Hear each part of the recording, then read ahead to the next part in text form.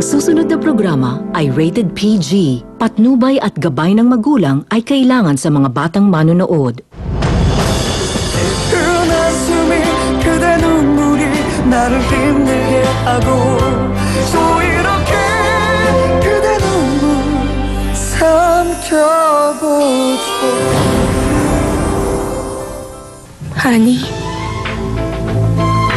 inoperahan ako, hindi ba? Aldwin, hindi lang ako nalaglagan. May iba pa, hindi ba? Kaming dalawa ni Gabriel, totoong may relasyon. Paniwalaan mong gusto mo. Totoo? Makikipagpustahan pa ako sa'yo kung crush mo lang si Gabriel. Tama ba?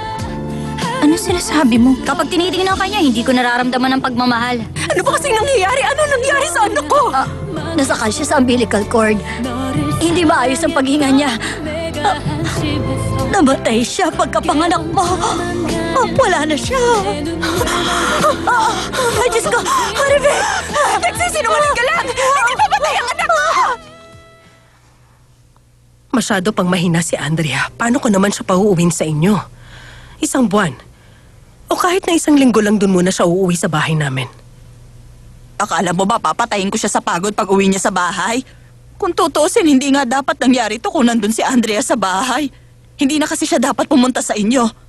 Kung nakinig lang kasi sana sa akin tong si Andrea eh. Ano ulit yun? Mami, ayos lang naman ako. Hanapin din po kasi ako ni Aldwin. Uuwi ako kung nasa ng asawa ko. Pwede bang isipin mo muna ang kalusugan mo, Andrea? Nasaan si Aldwin? Bakit wala siya? Hindi man lang ba niya alam na lalabas ka na? Hindi ko na siya pinapunta dito. Hindi naman ito masayang okasyon na dapat puntahan pa. Ako na lang ang susundo sa asawa niya. Bakit ba pupunta pa siya? Ano bang silbi nun? Anong sabi mo? Napapagod din naman ang anak ko sa maghapot magdabag niyang trabaho sa kumpanya. Magkikita rin naman sila mag-asawa pag uwi ni Aldwin doon. Tama ba ako doon? Pambihira ka.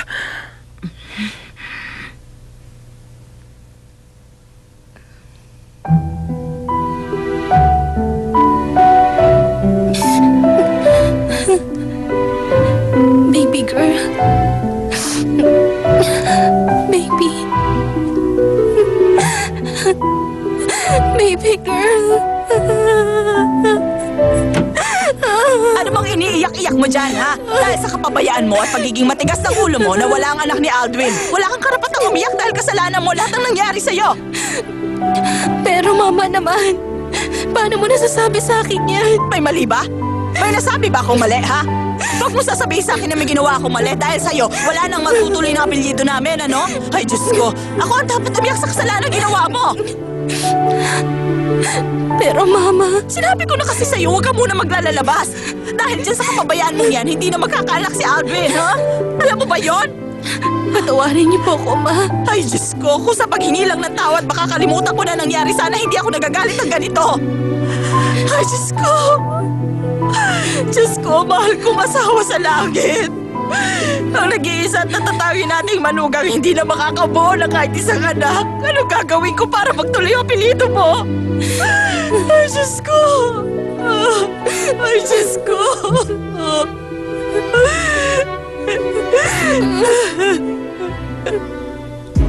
Sa ngayon, yun na ang pinakaposible natin magagawa. Sige, kakausapin ko na sila kaagad.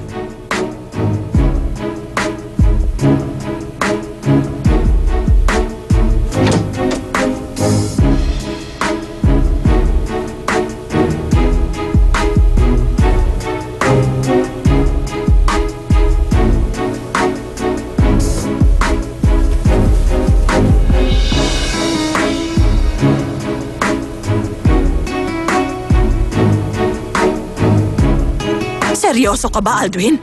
Iuuwi mo dito ang batang yon? Si Andrea mag-aalaga nung anak niyo ni Marivic? Opo. Aldwin, ang lalabas niyan, pinalitan mo yung namatay na anak ni Andrea. Papayag bang magulang ni Andrea dyan? Anong idadahilan natin sa kanila? Kaya nga dapat mag-iingat tayo. Mama, walang ibang pwede makaalam ng totoo. Itago na lang natin ito. Pero, paano yon? Paano iuwi yung bata? Dahil masyado akong naging busy kay Marivic Kim, hindi ko na nasabi sa'yo. May iba pang tao na naghahanap sa kapatid na lalaki ni Andrea. Oo. Kilala mo na ba kung sino? Hindi ko pa nakikilala ang taong yan. Babae ang naghahanap sa kanya. Babaeng naghahanap? Sandali. Hindi kaya si Andrea lang yun? Sigurado akong hindi si Andrea yun. May ibang babae pa? May nabalitaan pala ako sa secretary ni Chairman Yu. Naalala mo yung project proposal na hindi inaprobahan ni Chairman? Approved na ang proposal. Talaga? Hindi niya inaprobahan yung project dahil malaki daw ang budget. Sigurado ka ba? Approved na ang project ko? Oo. Yung pagkawala ng anak ni Andrea. Naging swerte pa yata yun para sa akin. Ano? Isipin mo, si Andrea at ang mga magulang niya, habang buhay silang mahihiya dahil nawalan ako ng anak.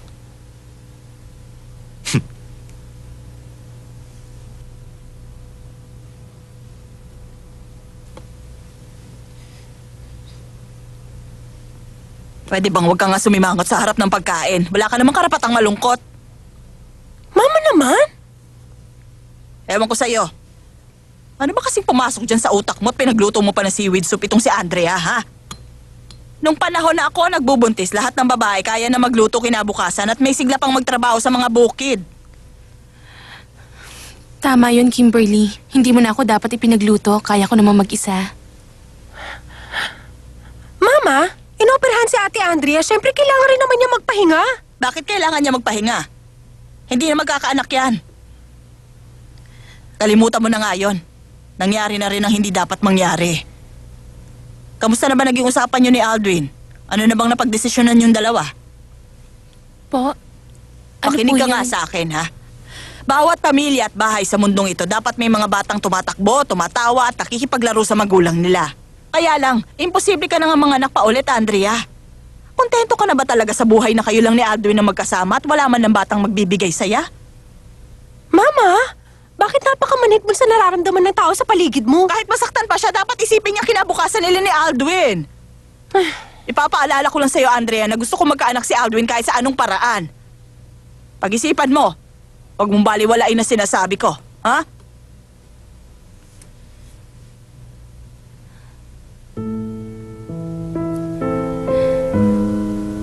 Imposible na nga magkaanak ka pa ulit, Andrea. Kontento ka na ba talaga sa buhay na kayo lang ni Aldwin na magkasama at wala man lang batang magbibigay saya? Ate, lumabas ka muna. Nandito yung kapatid mo. Nandyan si Angeline? Ay, Diyos ko. Ang akala ba niyang mga magulang ni Andrea ginugutom natin ang anak nila dito? Diyos ko, padala sila ng padala ng pagkain dito. Wow, ang sarap naman ng soup na to. Mama, pwede ba ako mag-uwi nito? Sige lang. Makakakain ako ng masarap dahil sa kanya. Ay.